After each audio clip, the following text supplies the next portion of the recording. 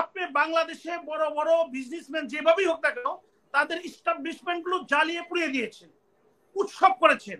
আপনার রাষ্ট্রীয় স্পন্সরে আপনি বেকু মেশিন থেকে আরম্ভ করে বড় বড় ট্রনের বাড়িঘর ভেঙে দিচ্ছেন, জ্বালিয়ে দিচ্ছেন।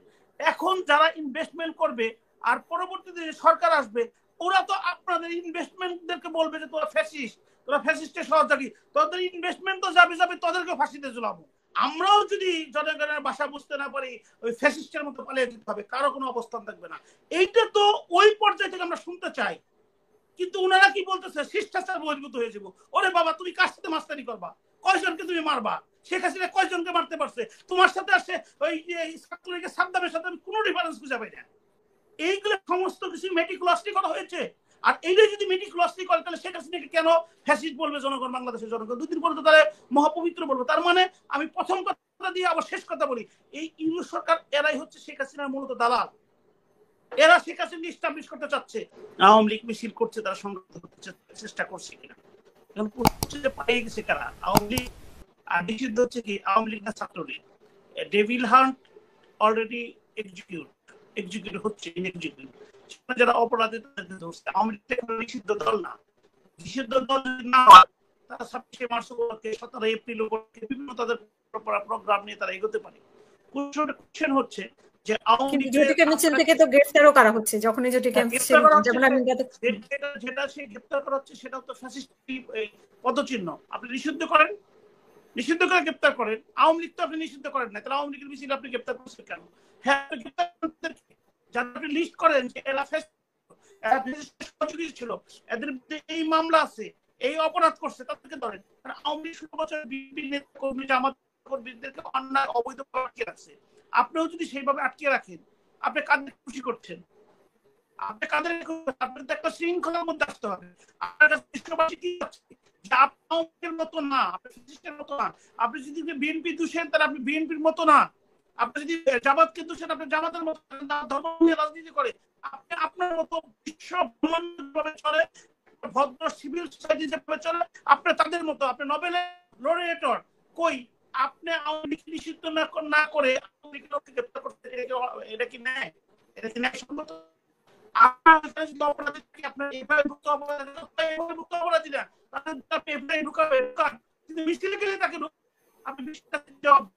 আমাদের ওই তো শহীদ সাহেব যে কথাটা বললেন, দ্যাট ইজ বিউটিফুল ওয়ার্ড। এটা কেউ রিয়েলাইজেশন করতেছে, সবাই একইভাবে চলছে। আপনি ইনভেস্টমেন্ট করবেন, ইনভেস্টমেন্টে বাংলাদেশ ভরে গেছে। আমি একজন সচেতন নাগরিক হিসেবে বিশ্বাস করতে পারি না, কারণ ইনভেস্টমেন্ট এত বোকা না। তাদের প্রত্যেকটা পয়সা উপার্জিত হয় পরিশ্রম এবং মেধার মাধ্যমে। আপনি বাংলাদেশে বড় বড় বিজনেসম্যান যেভাবেই হোক না কেন তাদের ইস্টাবলিশমেন্ট গুলো জ্বালিয়ে পুড়িয়ে দিয়েছেন, উৎসব করেছেন। আপনার রাষ্ট্রীয় স্পন্সরে আপনি বেকু মেশিন থেকে আরম্ভ করে বড় বড় ট্রনের বাড়িঘর ভেঙে দিচ্ছেন, জ্বালিয়ে দিচ্ছেন। এখন যারা ইনভেস্টমেন্ট করবে আর পরবর্তীতে যে সরকার আসবে ওরা তো আপনাদের ইনভেস্টমেন্টদেরকে বলবে যে তোরা ফ্যাসিস্ট, তোরা ফ্যাসিস্টের সহযোগী, তোদের ইনভেস্টমেন্ট তো যাবে যাবে, তোদেরকে ফাঁসিতে ঝুলাবো। এটা কি স্বাভাবিক না? যদি কেউ আসে আবার আপনাদের ফেল করলেই ফ্যাসিস্টরা আসবে, এই স্বাভাবিক। আপনারা ফেল করলে ফ্যাসিস্টরা আসবে। কারণ হচ্ছে মানুষ, আমরা মানুষের সাথে মিশি। এই এনসিপি বলেন, এই ইউনুস সাহেবরা বলেন, জীবনে কোনদিন মানুষের সাথে মিশে নাই। এরা মিশছে টাকার জন্য। 9 গ্রামীণ ফোন যখন ইন্ট্রোডিউস করে বাংলাদেশের মানুষ ভুলে যায় না, আমার মতো লোক বেঁচে আছে।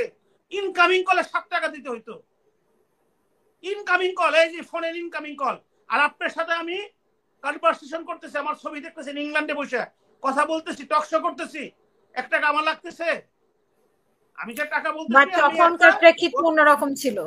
প্রথম বের হলে তো খরচ বেশি হবে, এটাই তো স্বাভাবিক। না না, তো ইনকামিং কলে শেখেছে না, ইনকামিং ফ্রি, আউটগোয়িং 60 পয়সা।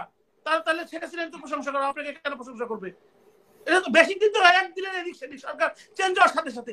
সেই হিসাবে আপনি আমাদেরকে সুন্দর জীবন দেখাচ্ছেন, ইনভেস্টমেন্ট দেখাচ্ছেন। আপনি 33% গ্যাসের মূল্য বাড়িয়ে দিয়েছে। আপনি তেলের মূল্য বাড়িয়ে দিয়েছে, তেল আমি খাই। এখনো সরকার 1 বছর হয় নাই। 1 বছর হলে আপনি কি করবেন? আজকে হোয়াট ইজ দ্য স্বাধীনতা এবং পরাধীনতার মধ্যে পার্থক্যটা কি? সিম্পল আপনাকে বোঝাই। ব্রিটিশরা কি আমাদের ইলেকশন দিয়েছিল? ব্রিটিশরা 200 বছর শাসন করছে, ইলেকশন দিয়েছিল? ব্রিটিশরা আইন শৃঙ্খলা 100% ঠিক রেখেছে। ব্রিটিশরা আমাদের লেখাপড়া শিখাইছে। এই মুসলমান জীবনে ইংলিশ করে নাকি খ্রিস্টান হয়ে যাবো? আলিগড় ইউনিভার্সিটি যে প্রতিষ্ঠা করলো তার বাড়িঘর জ্বালিয়ে দিল, যে ইংলিশ আমাদের শেখা যাবে না।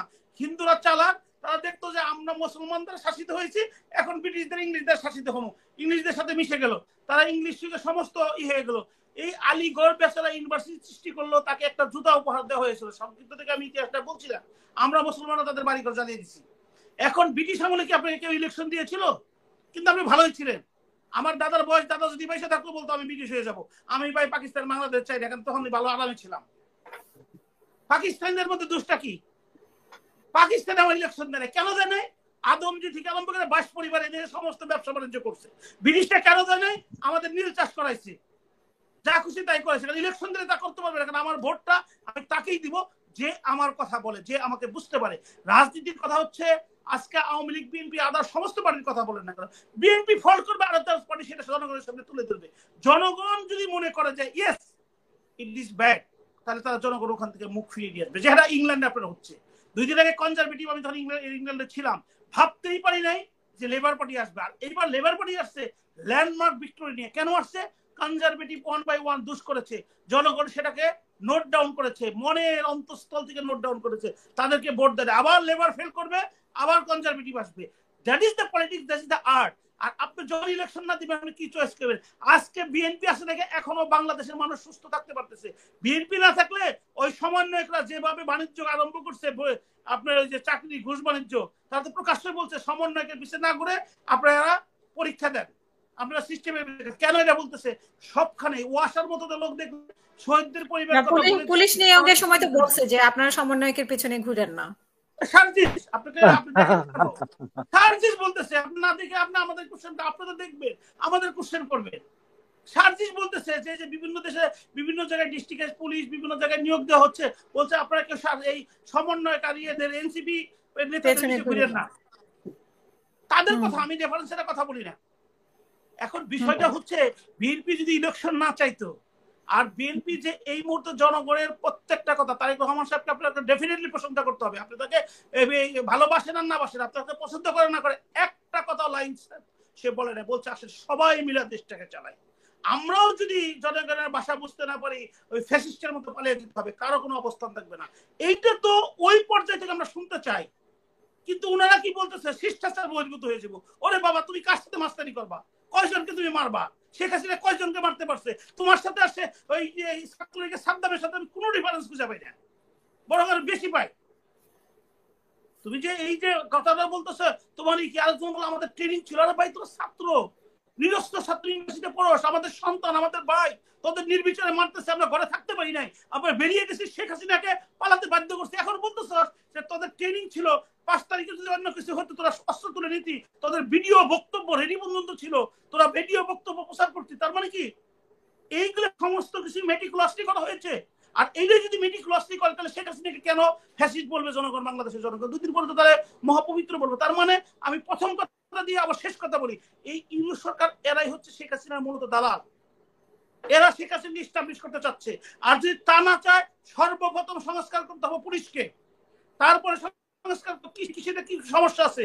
কৃষকরা আজকে ফ্যাসিস্ট সরকারের পরিবর্তিতে আপনি একটা ওয়ার্ল্ড ক্লাস ইন্টেলিজেন্স ক্যাপাসিটি নিয়ে আসছেন। আপনি রিয়াজ সাহেবকে ব্যতীত বাংলাদেশের কৃষি নির্ভর দেশ, আপনি আমেরিকা এবং অন্যান্য দেশ থেকে কৃষি উপকরণ নিয়ে এসে কৃষি কর্মকর্তা এবং যারা এক্সপার্ট কৃষক, তাদের ট্রেনিং দিয়ে তাদেরকে আপনি কর্মসংস্থান সৃষ্টি করতে। কারণ গ্রামীণ ব্যাংকের চেয়ে নিগুড় মানুষের কাছে যাওয়া কোনো ব্যাংকার নাই। প্রত্যেকটা গ্রামে আপনাদের লোক আছে, আপনারা জানেন যে কৃষিকে কিভাবে ডেভেলপ করতে হবে। আপনাদের সাবস্ক্রাইবার মেম্বারদের যদি ট্রেনিং দিয়ে আপনি কৃষিকে উন্নতি করতেন, আপনার মাইসিকে ইলেকশন চাইতে না। বিএনপি বললো কইতেছে ভাই ওনারা অনেক ভালো চালাইতেছে, গ্রাম পর্যন্ত ডেভেলপমেন্ট নিয়ে এসে, গ্রামে তো কারোর সাথে কোনো সম্পর্ক নেই।